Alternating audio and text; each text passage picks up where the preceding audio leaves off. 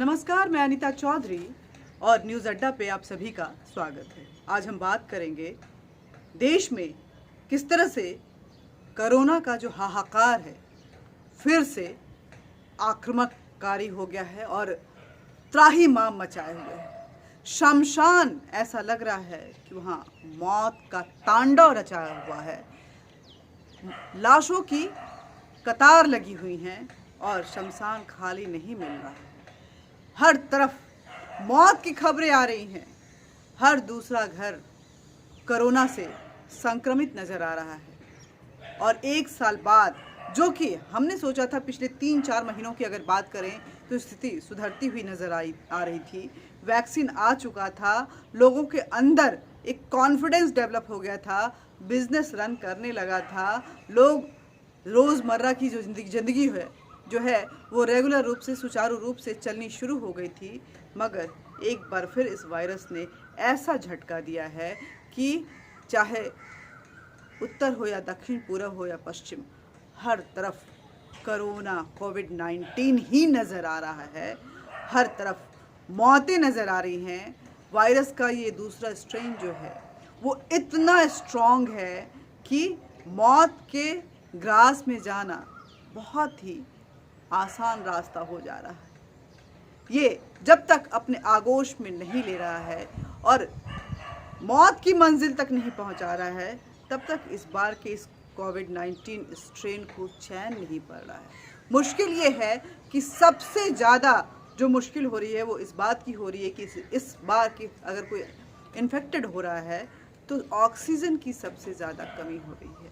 Oxygen की कमी की वजह से इंसान अपने अंदर की इम्यूनिटी पावर को डेवलप नहीं कर पा रहा है और मुश्किल ये हो जा रहा है कि इम्यूनिटी पावर वीक होने की वजह से वो वायरस से लड़ नहीं पा रहा है। वैक्सीन आ चुका था, ऐसा लग रहा था कि जल्द ही हम इससे उभरने वाले हैं और फिर वो खुशहाली, वो रंगत, वो जोश, वो खरोश, वो त्यौहार, वो उत्सव सब नज़र आएंगे। लेकिन यकायक एक बार फिर से उन सारी खुशनुमा सपनों और मंसूबों पे इस कोविड-19 ने झटका दे दिया है। कोविड-19 अपना कहर बरपा रहा है और ऐसे में अपनी सुरक्षा, अपनी स्वास्थ्य की रक्षा और अपनी ज़िंदगी को बचाने की जिम्मेदारी हमारी खुद की हो रही है। डॉक्टर दवा दे सकता है, पॉलिटिशियन पॉलिसी बना सकते हैं, मगर हमें सुरक्षित कैसे रहना है ये हम ही तय कर सकते हैं। ये हमारी जिम्मेदारी है। इसलिए 2 गज दूरी और मास्क है ज़रूरी। ये बेहद ज़रूरी हो गया है। इस 2 गज की दूरी को बनाए रखें और मास्क हमेशा पहने रहें। कोविड के प्रोटोकॉल्स को ज़रूर फॉलो करें। लेकिन इन सब के बीच में मैं ये बोलना चाहूँगी कि आखिर क्यों ये कोरोना इस तरह से कहर बरपाने को आमादा हो गया? क्या हमने उसे रास्ता दे दिया? क्या हमने उसको उकसा दिया? या हमने उसे इनवाइट किया कि आ जाओ, फिर से एक बार अपना तांडव रचाओ? स्थितियों को देखकर कुछ ऐसा ही लग रहा है कि आखिर संभली हुई स्थिति क्यों बदतर परिस्थिति में परिवर्तित हो गई। आखिर ऐसा क्या हुआ? जब वैक्सीन आया उसके पहले तो ऐसा लग रहा था, वैक्सीन आने के पहले, कि ये मौत का तांडव कहीं हमारे घर तक नहीं पहुंच जाए। हम थोड़े डरे हुए थे, सहमे हुए थे। हालांकि बहुत लोग तब भी बहुत ही वीर बहादुर बन रहे थे और इस नॉर्म्स को मानने से इनकार कर रहे थे, मजाक बना रहे थे। लेकिन जब स्थिति खराब हो रही थी तो कहीं ना कहीं मजबूरन इसको मानने को तैयार हो गए थे। एडमिनिस्ट्रेशन भी इतना स्ट्रांगली एक्शन ले रहा था कि कुछ लोग जो नहीं मानना चाहते थे वो डर के मारे मान रहे थे। लेकिन वैक्सीन जब आया तो ऐसा लगा कि हम बहुत बेहद रिलैक्स हो गए। ऐसा लगा कि वैक्सीन हमारा वैक्सीनेशन होने के पहले ही, क्योंकि वैक्सीन आ चुका है, इंडिया में लॉन्च हो चुका है और हम दूसरे देशों को भेज रहे हैं, तो जाहिर सी बात है हम वैक्सीन लेने के पहले ही हो चुके हैं और हमें कोरोना कुछ नहीं करने वाला है। ये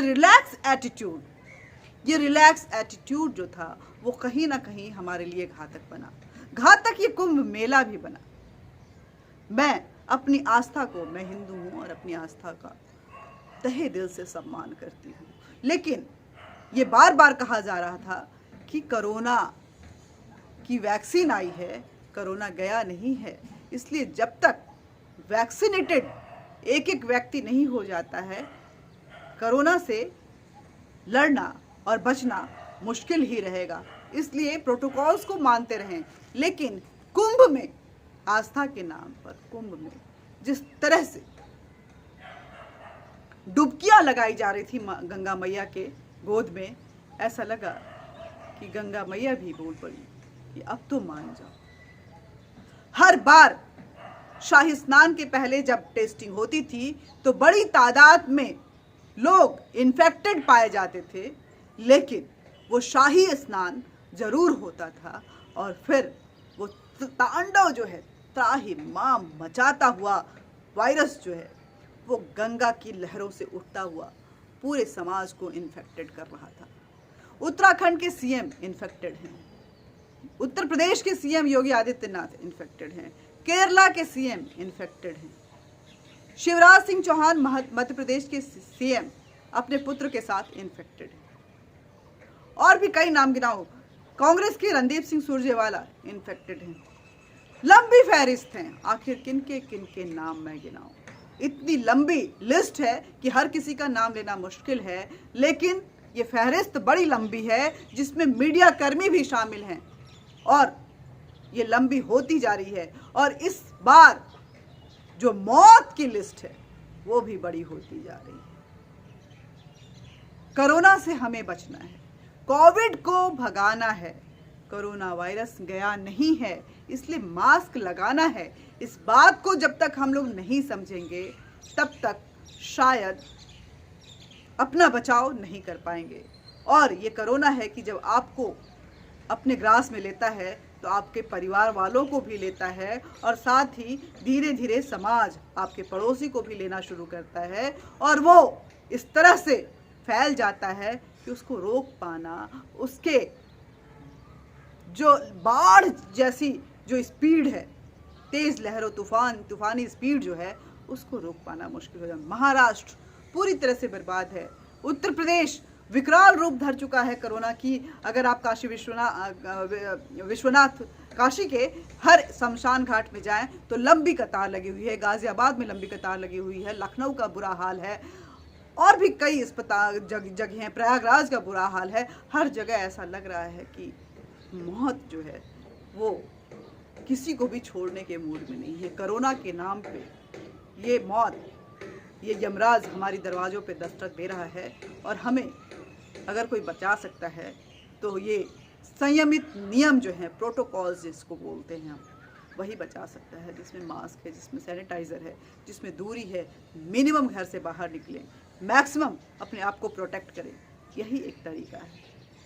सवाल ये भी खड़ा हो रहा है कि 1 साल पहले कुछ यही वक्त था जब कोरोना आया था तो हम अपनी स्वास्थ्य व्यवस्था को लेकर के हाहाकार मचा रहे थे। आज फिर जब कोरोना आया है तो ऐसा लग रहा है कि स्वास्थ्य व्यवस्था उसी तरह से चरमराई हुई है। आखिर इन 1 सालों में क्या व्यवस्थाएं की गई थी जो वो अभी तक सामने खुलकर नहीं आ पा रहा है। जब विकराल रूप धरा तो कलई जो है वो खुल गई, सारे पोल खुल गए। दवाइयों की कमी पड़ रही है, ऑक्सीजन सिलेंडर्स नहीं मिल रहे हैं। ऐसे में रैलियां कितनी जायज़ हैं और ये शाही स्नान हमारे लिए कितना ज़रूरी है, ये हमें ही तय करना है। हमें अपनी आस्था का सम्मान करना है, लेकिन समाज रहेगा तभी ये आस्था का सम्मान जो है वो बना रहे। व्यक्ति सम्मान तभी कर पाएगा, व्यक्ति आस्था की डुबकी तभी लगा पाएगा जब उसकी जीवन रहेगी। रैलियां, सत्ता, ये इसका मज़ा तभी आ पाएगा जब जनता खुशहाल हो। सियासत के नाम पे और व्यवस्था के नाम पे जो दोहरे चेहरे सामने आ रहे हैं वो कहीं ना कहीं हर किसी को डरा रहे हैं। नमस्कार, आज के लिए इतना ही। बातचीत करते रहेंगे, लेकिन बातचीत का ये सिलसिला जारी रहे, इसलिए आप हमारे साथ बने रहें। हमारे चैनल को सब्सक्राइब करें, लाइक करें और शेयर करें। सच्ची बात बोल रही हूँ। इस सच्चाई को जन जन तक पहुँचाएं जरूरी। बेबाक आवाज़ बुलंद होनी चाहिए। नमस्कार।